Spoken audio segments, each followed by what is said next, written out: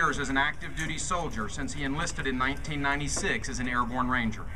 He has served as a mortar gunner, a squad leader, an air assault platoon leader, company commander, and battalion operations officer. He holds a degree from St. Edward's University and a commission from the Army ROTC at the University of Texas. Captain Payne has served in Korea and Iraq with decorations including the Army Achievement Medal, Army Commendation Medal, Bronze Star, Expert Infantryman Badge, Army Aviator's Badge, and Ranger Tab. Please welcome Captain Brian Payne.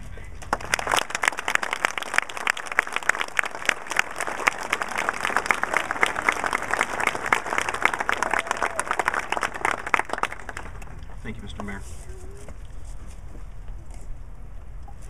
Before I begin, I would like to recognize the members of the Gold Star families that are here tonight. If we could get a round of applause for those and their sacrifice that they have made.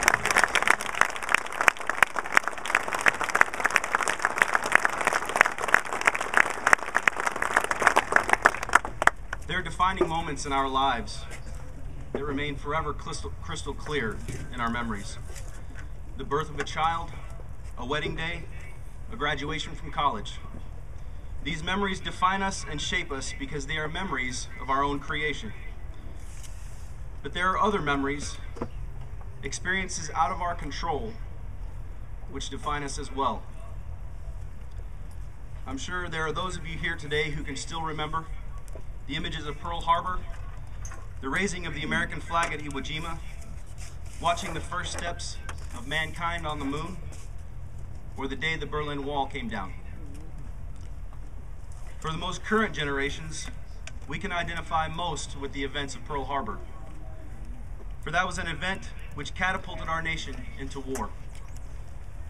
It has now been 10 years since the defining moment of this generation, the day the world changed forever, on Tuesday, the morning of Tuesday, September 11th, 2001. In the time it takes to enjoy a movie at your favorite theater, in those 100 or so minutes, over 3,000 lives were lost, buildings were toppled, and the face of America would change forever. I don't need to remind you of the events of that day. I'm sure most of you, as I have in the past few weeks, have reflected and have seen the video replays on television and online. For those of us who witnessed the events of the day as they unfolded, a reminder simply isn't necessary. We will forever remember the exact moment when we heard the news. Over the course of the day, we watched in utter disbelief at the carnage that lay before us. Families gathered together to grieve, and that evening we looked to the President of the United States for answers, for comfort, for a simple way ahead. During his address to the nation, he said this: "A great people has been moved to defend a great nation. Terrorist attacks can shake the foundation of our buildings, but they cannot touch the foundation of America. These acts shattered steel, but they cannot dent the steel of American resolve."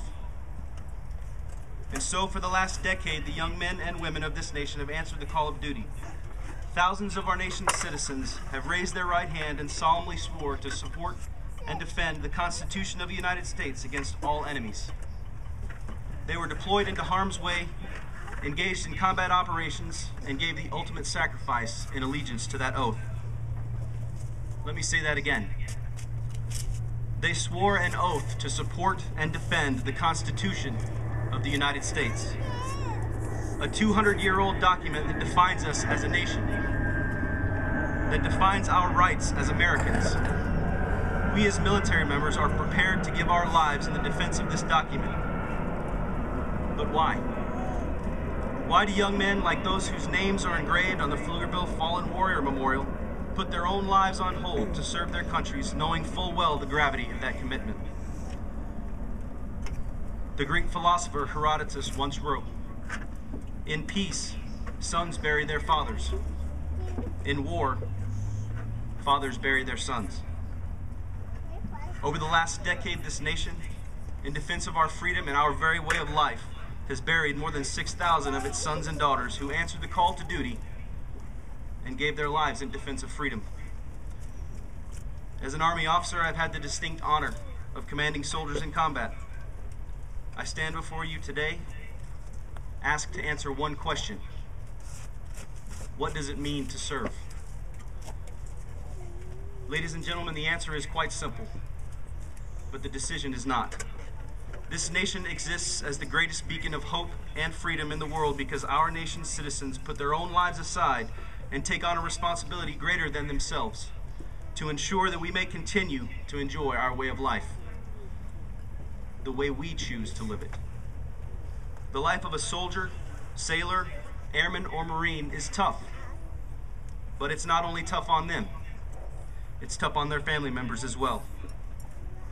I can tell you from personal experience that I've been separated physically and geographically from my family for more than half of the 11 years I've served.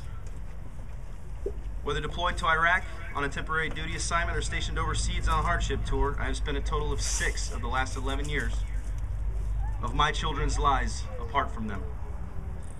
But my experience is not unique, nor is it indicative of the true sacrifices that are made by our service members. Sergeant Byron Norwood, a son of Pflugerville, Texas, knew all too well the sacrifice and separation required of a young Marine. A member of the 3rd Battalion, 1st Marine Regiment of the 1st Marine Division, he was on his 2nd tour of Iraq in the fall of 2004. An excerpt from his Memorial Scholarship Fund website explains best his thoughts and stance on serving this nation. Byron had told his family that he made the decision to place my life in God's hands so that I can concentrate on being a Marine. He most recently told his mother, "I'm doing what I have to do now, Mom. It's my turn to protect you." He was already preparing for the next phase of his life after proudly giving over 6 years to the Marine Corps. Byron loved his family, but he also loved being a Marine. His Marines were his new family now, and he wanted to protect them as deeply and aggressively as he vowed to protect his own family. On November 13th, 2004, his unit was engaged in a fierce, multi-staged, house-to-house firefight to retake the city of Fallujah. During the firefight, 7 of his Marines were wounded and required immediate extraction from a house where insurgents were engaging them and barricaded in. As part of the rescue effort, under constant fire, Byron entered the house with his squad of Marines and began clearing the building. In an attempt to defend his fellow Marines, he immediately returned fire, gaining his fellow Marines the next precious few moments that saved their lives. It was during this rescue attempt that he was fatally wounded. The scripture says, "Greater love has no man than this, that a man lay down his life for his friends." And so on that faithful day, Byron, as so many others have before him and have since, laid down his life for his fellow Marines. He gave his life in defense of his friends, family, and nation so that they be protected from danger. Byron was a son, a brother, and a personal friend. He was an American citizen who took an oath and gave his life in true faith and allegiance to his word. He is a hero, as are the more than 6,000 American soldiers, sailors, airmen, and Marines who have given their lives in defense of this great nation. But I would be gravely remiss if I didn't also mention that there are tens of thousands more service members who have been wounded in action, whose lives are changed forever by the injuries they have received in combat.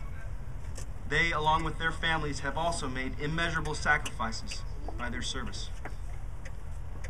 We serve, we fight, and sometimes we die, so that the United States of America can continue to be the greatest nation in the world.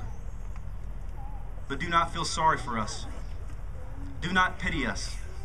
We are called on at some point in our lives to be challenged in a way that forces us to dig deep within ourselves and face the person which we are meant to be.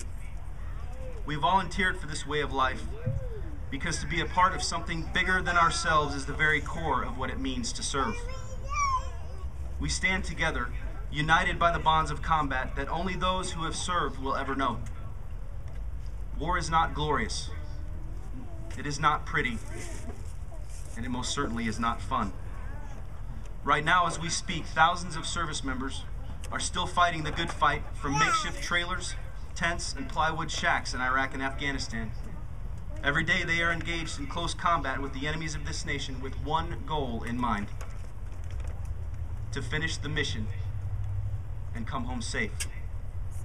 As service members, we have our own ideals, we have our own beliefs, and we have our own opinions.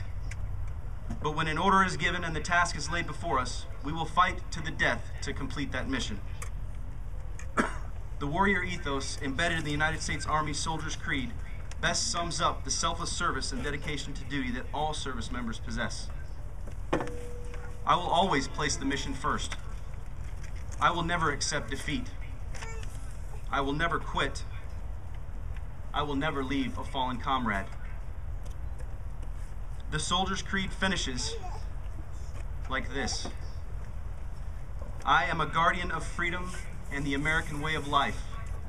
I am an American soldier. To serve is to place the defense of this nation and the protection of our families and comrades above our own safety and well-being.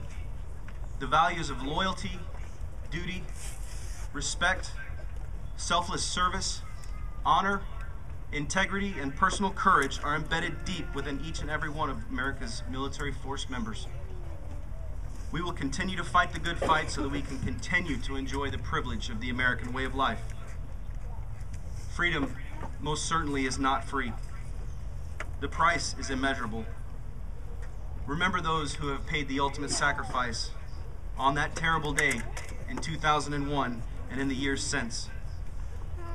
For although we never want to remember the tragic events of September 11th and the numbers of the lives lost in defense of our freedom since then, we will never and must never forget.